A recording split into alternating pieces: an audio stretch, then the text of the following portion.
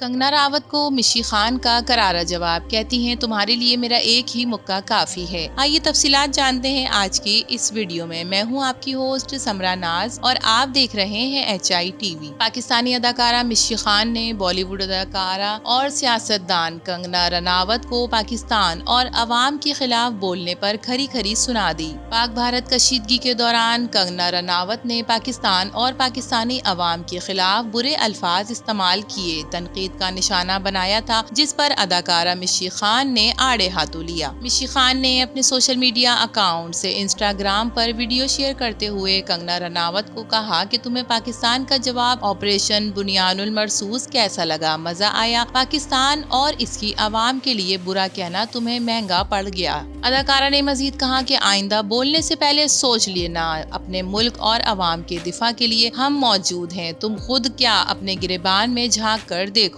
ऐसा करते हैं मैचेस की तरह मिडिल ग्राउंड चैलेंज रख लेते हैं। मेरा चैलेंज है तुम्हारे लिए मेरा एक ही मुक्का काफी होगा।